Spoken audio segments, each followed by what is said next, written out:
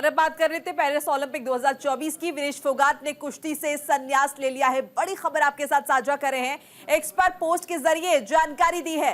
Disqualification के बाद ये फैसला लिया है विनेश फोगाट ने और कुश्ती से संन्यास ले लिया है। पेरिस ओलंपिक 2024 में भारत की महिला रेसलर एथलीट विनेश फोगाट को गोल्ड मेडल मैच से ठीक पहले डिस्क्वालीफाई कर दिया गया था।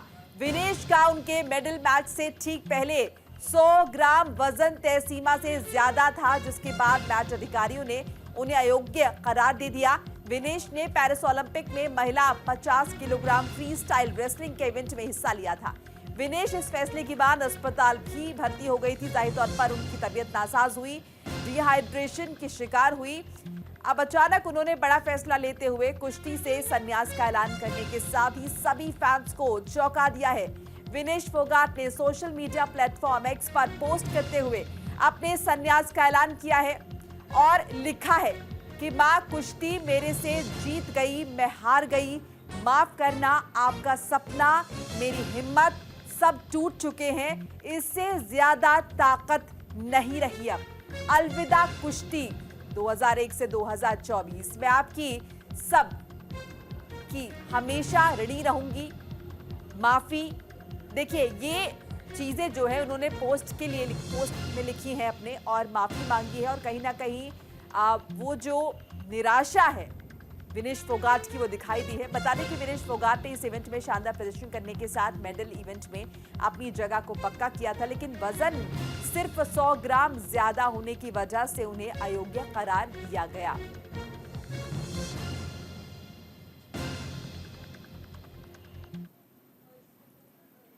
तो एथलेटिक्स में भारत के हाथ लगी है निराशा।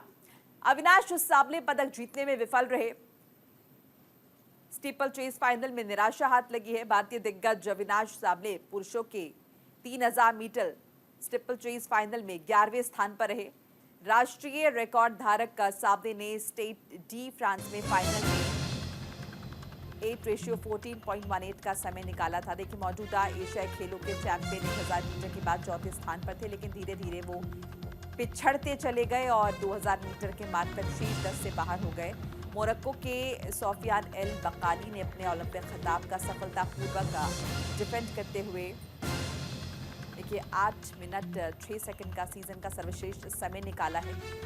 और कुल मिलाकर देखिए तो भारत के हाथ निराशा ही लगी है। मीराबाई चानू पदक हासिल करने से चूक गई हैं। मामूली अंतर के साथ चौथे स्थान पर रही हैं। चीन की होऊ झियुई ने जीत लिया है गोल्ड मेडल। भारत की स्टार वेटलिफ्टर मीराबाई चानू ने पेरिस 2024 ओलंपिक में महिलाओं की 49 किलोग्राम स्पर्धा में मामूली अंतर से पदक हासिल करने में नाकामी हासिल की। वो चूक गई और चौथे स्थान पर रही। साउथ पेरिस एरिना में आयोजित वेटलिफ्टिंग प्रतियोगिता में मीराबाई चानू कुल 199 किलोग्राम के साथ चौथे स्थान पर रही। मीराबाई चानू ने स्नैच राउंड में अपने पहले प्रयास में 85 किलोग्राम का वजन उठाकर मुकाबले की शानदार शुरुआत की, लेकिन अपने दूसरे प्रयास में वो 88 किलोग्राम का वजन उठाने में नाकाम रही, असमर्थ रही। तीसरे प्रयास में उन्होंने इस वजन को सफलतापूर्वक उठाया और बर्मिंघम में आयोजित कॉमनवेल्थ गेम्स में स्नैच की लिफ्ट की बराबरी कर ली।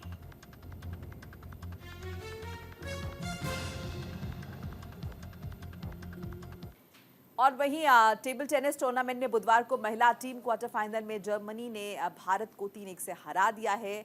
श्रीजा अकुलाचना कामत और मनिका बत्रा पहले 2 मुकाबलों में हार गई और 5वीं वरीयता प्राप्त जर्मनी की टीम ने 2-0 की बढ़त बना ली।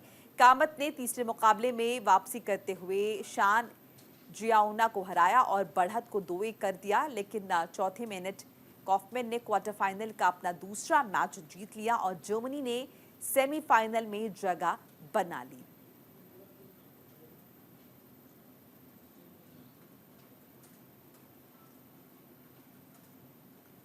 नीरज चोपड़ा पर पूरे देश की निगाहें हैं। लगातार दूसरे गोल्ड मेडल के लिए उतरेंगे नीरज। टोक्यो ओलंपिक में नीरज ने जीता था गोल्ड मेडल। क्वालिफिकेशन में नीरज ने किया था जबरदस्त परफॉर्म। भारत के स्टार भाला फेंक एथलीट नीरज चोपड़ा आज ओलंपिक में लगातार दूसरे स्वर्ण पदक के लिए उतरेंगे। नीरज ने क्वालिफिकेशन में दमदार प्रदर्शन किया था और पहले प्रयास में 89.34 मीटर का थ्रो कर फाइनल के लिए क्वालिफाई कर लिया था। नीरज ने टोक्यो ओलंपिक की तरह यहां भी कुछ सेकंड में फाइनल के लिए क्वालिफाई कर लिया था, लेकिन इस बार पिछले ओलंपिक की तुलना में चुनौती ज्यादा कड़ी है। कुल 9 खिलाड़ियों में से 5 ने नीरज की तरह अपने पहले थ्रो में ही फाइनल में जगह बना ली थी। तो देखिए, नीरज का परफॉर्मेंस तो अच्छा रहा, लेकिन जो कॉम्पिटिटर्स हैं नीरज के, उनका अगर हम देखें प्रदर्शन तो वो भी अच्छा है। यानी कि नीरज के सामने बड़ी चुनौतियां हैं। फिर लाएंगे गोल्ड, बड़ी उम्मीदें हैं उनसे, और पेरिस में नीरज चोपड़ा का जलवा बिखरेगा।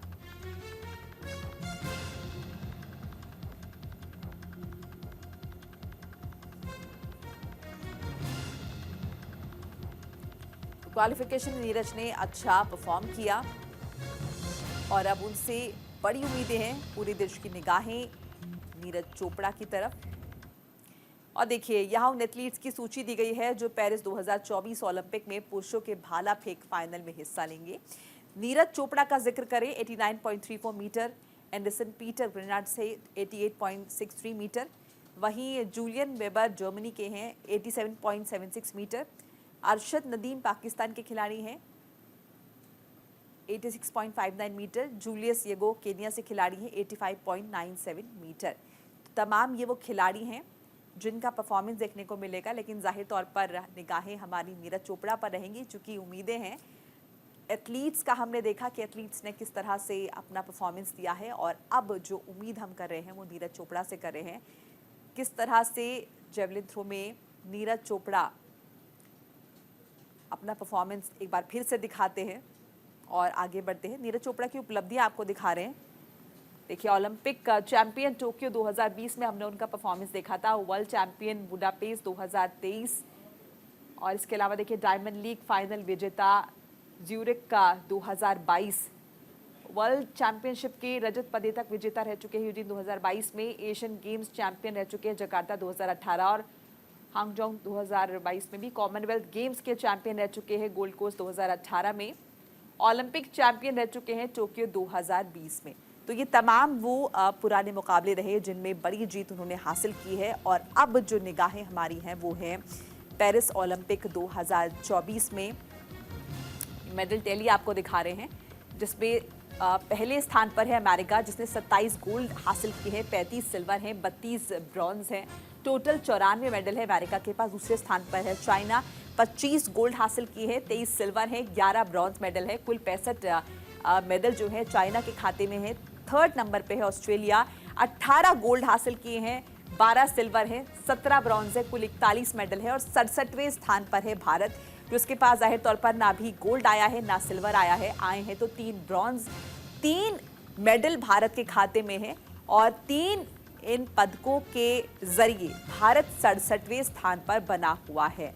अब उम्मीद हम भारत से कर रहे हैं कि मेडल्स की संख्या जो है वो बढ़ाई जाए और उसके बाद भारत की पोजीशन चेंज हो। फिलहाल टॉप 3 में कौन कौन है आप देख सकते हैं, अमेरिका, चाइना और ऑस्ट्रेलिया, और भारत यहां पर जो है वो है 67वें स्थान पर। 3 अभी तक जो मेडल हासिल हुए हैं ब्रॉन्ज के, और बड़ा कमाल हमने देखा है शूटिंग में। और आज के कौन कौन से मुकाबले हैं, आज किस पर सबकी निगाहें रहने वाली हैं, ये भी एक बार देख लेते हैं। देखिए, एथलेटिक्स का जिक्र कर लेते हैं। महिला 100 मीटर बाधा दौड़ होगी रेपेट्रिस की। हीटवत ज्योति कराची को देखेंगे, दोपहर 2:05 पर यह मुकाबला होगा, जिस पर सभी की निगाहें बनी रहेंगी। और इसके अलावा अगर हम दूसरे मुकाबले का जिक्र कर लें, ये हम एथलेटिक्स का मुकाबला आपको बता रहे हैं। इसके अलावा पुरुष भाला फेंक होगा, फाइनल मैच होगा, नीरज चोपड़ा को देखेंगे रात 11:55 पर, ये बड़ा मुकाबला रहेगा। इसके अलावा देखिए, गोल्फ का जिक्र कर लेते हैं। महिला व्यक्तिगत स्ट्रोक प्ले राउंड होगा, इसमें अदिति अशोक और दीक्षा डागर होंगी। दोपहर 12:30 बजे ये मुकाबला होगा। और देखिए, नीरज चोपड़ा का हम जिक्र कर रहे हैं, पुरुष भाला फेंक फाइनल में नीरज चोपड़ा का परफॉर्मेंस रात 11:55 पर होगा, और बड़ी उम्मीद की जा रही है।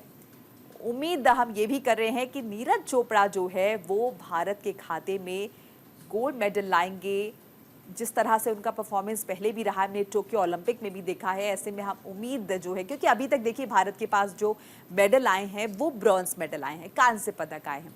तो ऐसे में इससे पहले हमने उम्मीद जो है विनेश फोगाट से की थी कि कुश्ती में भारत को गोल्ड मिलेगा, लेकिन ऐसा नहीं हो पाया। हमने देखा कि एथलीट्स का किस तरह का परफॉर्मेंस रहा, लेकिन अब जो हमारी निगाह है वो इस मैच पर बहुत ज़्यादा रहेगी। आपको रात तक का इंतजार करना होगा। 11:55 पर यह मुकाबला है जिसमें जेवलिन थ्रो करते हुए दिखाई देंगे नीरज चोपड़ा। देखिए उनका परफॉर्मेंस तो अच्छा रहा है, लेकिन उनके साथ के जो बाकी खिलाड़ी हैं, जो उनके कंटेंटर्स हैं, उनको भी अगर हम देखें तो कॉम्पिटिटर्स भी उनके लगातार अच्छा परफॉर्म कर रहे हैं। तो ऐसे में नीरज चोपड़ा की जो मुश्किलें हैं, जो चुनौतियाँ हैं, वो जाहिर तौर पर कम नहीं है। लेकिन हाँ, पहले भी उनका अच्छा रिकॉर्ड रहा है, ट्रैक रिकॉर्ड रहा है, और जिस तरह से उन्होंने फाइनल में प्रवेश किया है, जाहिर तौर पर हम उम्मीद कर सकते हैं कि आज का दिन जो है वो भारत के लिए अच्छा रहे। गोल्ड में भारत का खाता खुले, गोल्ड भारत के पास आए, ब्रॉन्ज मेडल आ चुके हैं, देखना होगा क्या होता है। देखिए इसके अलावा अगर हम बात करें कुश्ती की, तो पुरुष फ्री स्टाइल कुश्ती देखने को मिलेगी 57 किलोग्राम राउंड में। इसमें ऑफ 16 में अमन सहरावत बनाम ग्लामिदिर इगोरोव। दोपहर 2:30 बजे ये मुकाबला होगा।